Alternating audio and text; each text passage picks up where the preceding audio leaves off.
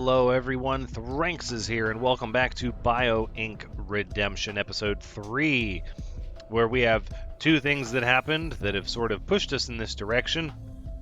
We had a request for another episode of this game, and a volunteer for a victim. So we are going to jump into the death campaign. Now, I played a little bit of this death race off camera to see what it was like because it says racing against an AI opponent, and I wanted to see how that went before I recorded it. Needless to say, I didn't like it all that much. We might do it, but it's really where there are no doctors, there's just another person, and you're just trying to see who can bring them down first. I thought instead we would go with young and healthy and have our victim be young and in perfect health. And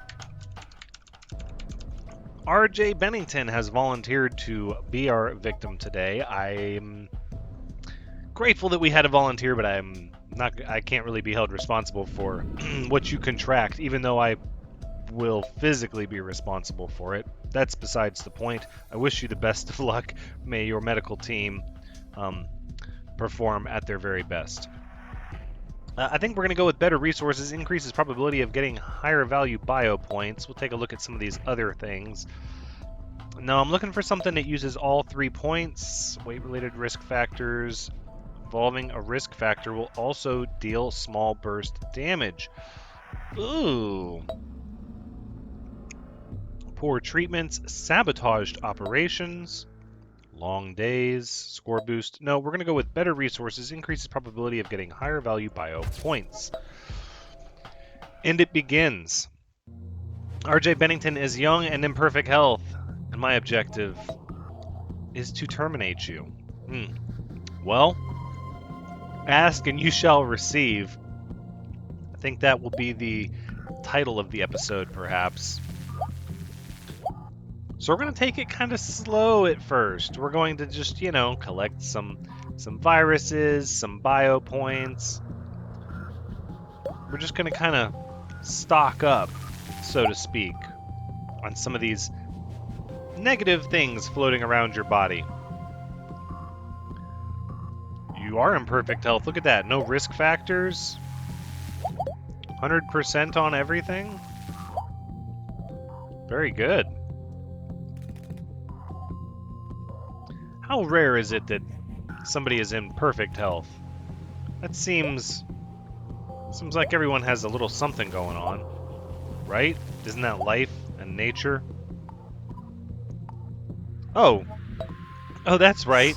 I forgot. You have nosocomophobia. Nosocomophobia? Yeah, that's fine. Oh, defined as the fear of hospitals and clinics, less likely to go to the doctor. What do we have here? Countryside. The patient is far from the hospital. Did you say you lived out in the country? I feel like you did. Take longer to get to the hospital and the emergency room? That works out, though. It's okay that you live far away from the hospital because really you don't like doctors and hospitals all that much, so I understand. No. Oh. Missing out on the good bio points. Gotta be a little faster.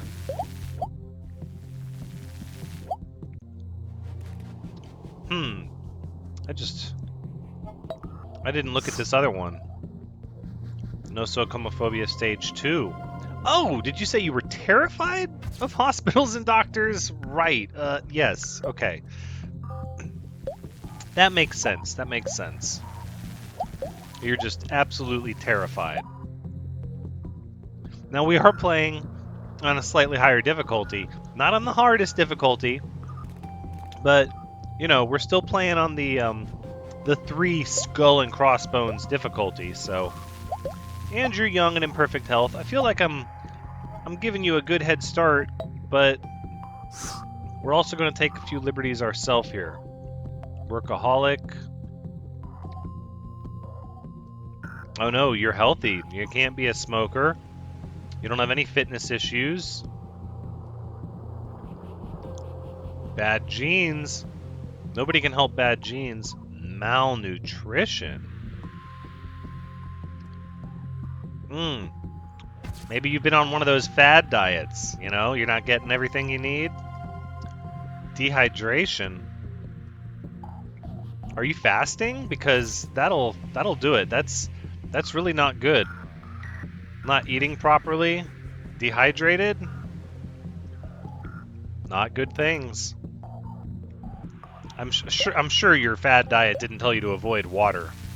I'm sure that's not the case, so I don't know why you're dehydrated. But that malnutrition just hit everything across the board. Oh no, this one's also dehydration. Oh, renal. Okay. How are your kidneys doing? No, I missed them both. Indecision. That's okay. We've still got time. You don't even have a reason to go to the doctor yet. I imagine being terrified of hospitals, though, only works until you have a really serious issue, right?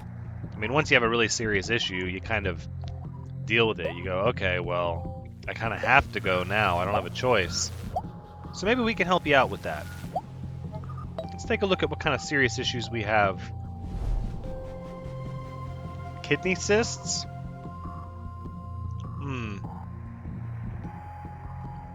Urinary incontinence? No. No. We're just gonna wait. Maybe that's why you're dehydrated, right? Oh, no, I want that. You started drinking, you started drinking some kind of, maybe some natural remedy fluid that really just doesn't have a lot of water in it, and it's got a lot of salt. For your urinary incontinence. Maybe. I'm just brainstorming, talking out loud. Alright, I feel like I've got enough of a head start now. It's going to be kind of mean. But we're going to jump right into this. So, urinary incontinence. It came from a urinary tract infection that you have, actually. Kidney stones from all those sports drinks, because you're super athletic. Kidney infection? We'll wait. Can't control his bladder. RJ has severe burning sensation when urinating. Has kidney stones. That's pretty rough. In fact, you waited too long to go to the doctor. Now you got a kidney infection. Sepsis. Oh my. No, we'll hold off on that. Because we want the doctors to kind of be thrown off when we get there. So the fever from sepsis we're going to kind of mask. How many points have we spent? Must involve 3 risk factors or more. Did we not? We did not. How about unlucky? Increases odds of randomly evolving diseases? Sorry, RJ, you're just straight up unlucky today. +2 each 15 days? Still not sure what that means. You just have bad luck. That's all. You can't really help that. 6 diseases or more? Well, again, we're going to want these doctors to be thrown off the course here. So let's take a look back. Let's see what kind of symptoms we've given you so far. Incontinence, frequent urination, urination difficulty, stomach pain. Again, you're talking, dehydration. Fever, frequent urination, and this is more fever. So let's see where else we can get fever from. Flu will give you a runny nose. H1N1, a sore throat. Bronchitis will give you a fever. Okay. Alright, that'll work. We don't really have any risk factors for respiratory, but now you got the flu. So, you think it's just the flu. It seems simple enough. Be like, oh, I've just got the flu. But, that malnutrition, you've also been cutting too much potassium out of your diet. Those fad diets will get you. You're lacking potassium. Oh, we need that harvest power. That's a big deal. Wow, your kidneys are shutting down. You still don't want to go to the doctor? Yeah, I know.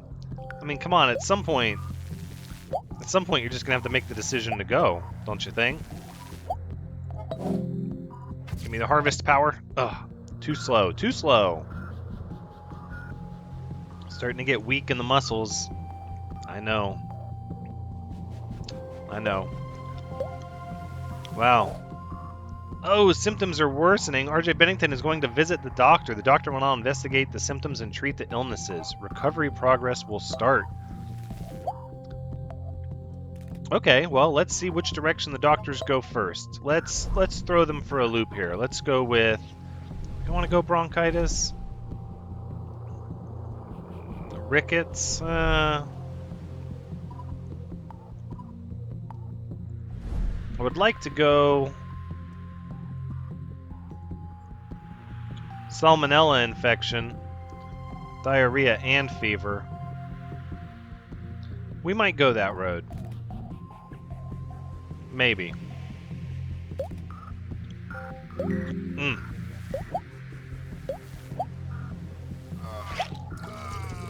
Bladder diary. Nope. No. You waited too long to go to the hospital. We're gonna go straight for sepsis now. Sorry. I mean, I'm not really sorry. I think it's you know, you're the one afraid to go to the hospital. You lived out in the country. Oh, sepsis. Potentially life-threatening complication of an infection. Chemicals released in the bloodstream to fight the infection trigger inflammation throughout the body. Septic shock. Oh,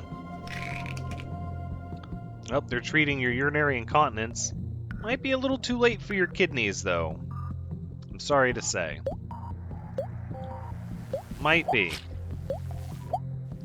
I think you're going to need a trip to the emergency room here pretty soon. Alright, so let's jump out ahead of this a little bit. Let's go with that salmonella infection to mask the fever. And intestinal infection. Gastroenteritis? Yeah, we're going to go with the intestinal infection. Crohn's disease? No. Salmonella infection and a stomach flu. It's just, you know, it's all that weird food you were eating. Trying to be healthy. Now drinking 3 liters of water per day. Well, that's probably good advice from your doctor. Try to fight off that dehydration. But will it be in time? Your kidneys are about done. They're going to have to seriously step it up. Oof. Oh, we got some options. Emergency room. That's kind of exactly what we needed. Systems are failing. Increase failure rate by terminating other systems. Let's go with circulatory system health must be lower than 50%.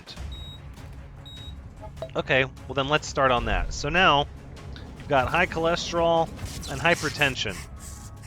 I know. It's because your kidneys are shutting down. Oh, they're still working on your kidneys. They're trying to stop that, but that system is done. So doctors can spend all day trying to bring back your kidneys, but without a full-on transplant, I don't think they're going to be able to help your kidneys out. But I'll tell you what's going to happen now is now you have angina. Sorry. So now we've got a little bit of this trickle effect across the board, which I like. I like very much. Ooh, that digestive tract. That's salmonella infection. Oh, they're treating your kidney infection. Yeah, I think that's kind of a lost cause. But, you know, I'm sure your doctors know best. I would just listen to them. Except drinking that water. You don't need to drink that water every day. If you're really afraid of your doctors, you won't listen to them. Now you've got arrhythmia. That's tough. That's real tough. It's like, well, what do we treat next? Your stomach or your heart? Your stomach or your heart? I don't know. I don't know. They're going to have to pick one, though. They have to pick one fast. Oh, they're treating the sepsis. That's okay. That damage has been done. Do we want to go the other way with it? Brain aneurysm? Oh, no. We can't give you one of those because you're not a smoker. You're in good shape. That's okay. It's all right. Stomach or heart? Stomach or heart? Which one are they going to go for? They're trying to get your heart in good shape. But it's collapsing pretty fast. Oh, and they've cured the urinary tract infection. Let's take a look at everything here. 1 per resource. Could spend 10 on that. That's pretty good. Alright, let's take a look at where we're at here. So they have fully treated your kidneys. But at this point, if they were smart, they'd go for the heart next, but the stomach's already got a really good head start. That's salmonella infection. Kidney transplant? Of course. Okay, well, then they'll take you out of the emergency room. Now the doctor's going to work a little slower. See how that works? Not as critical now. Oh, I needed that one. How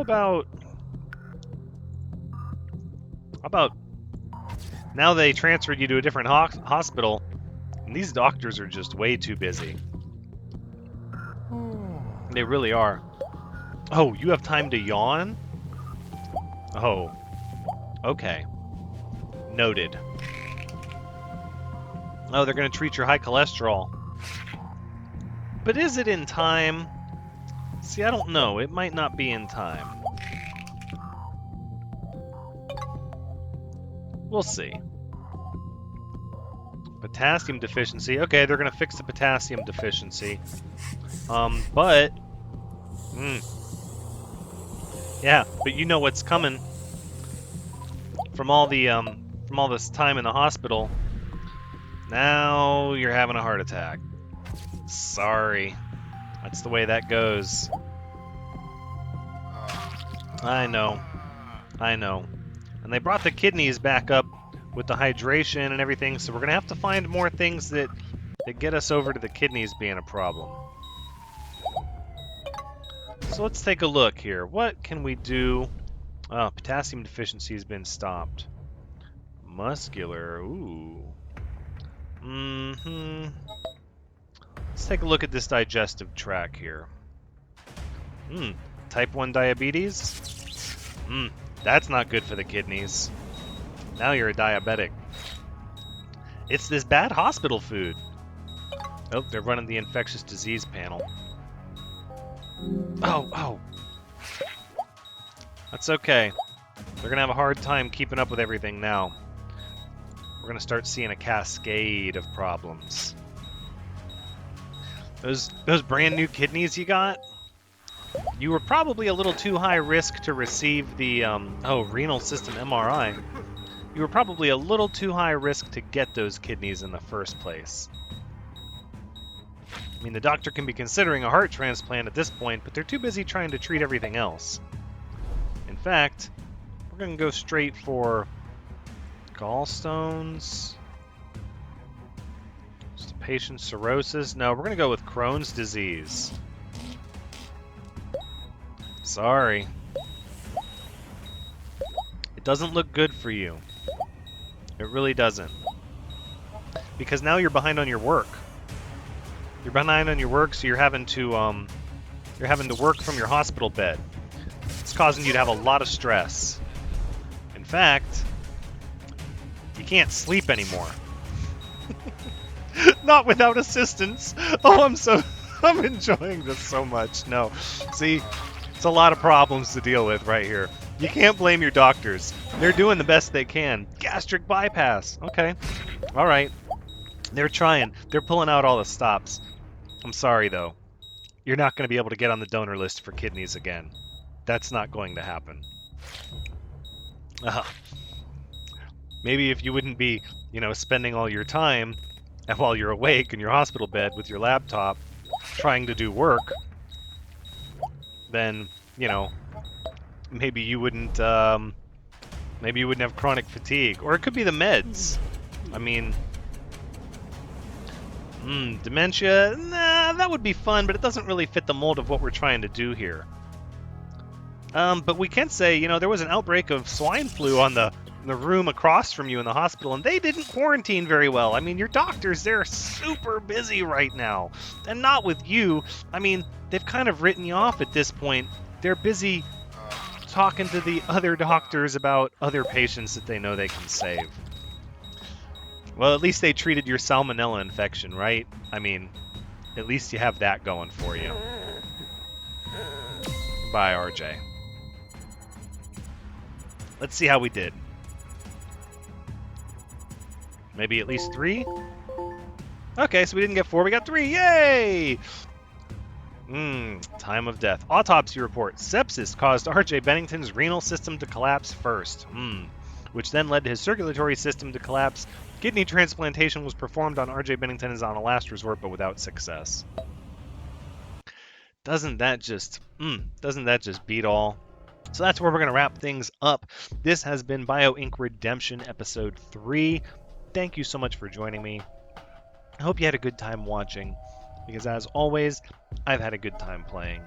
If you'd like to see more of this game and or volunteer yourself to be the patient, either as a victim or if you'd like me to play the doctor and try and save you, either way, let me know in the comments down below, and we'll see if we can't work some of these off and on again into our rotation, where I have names to, make you the star of the game.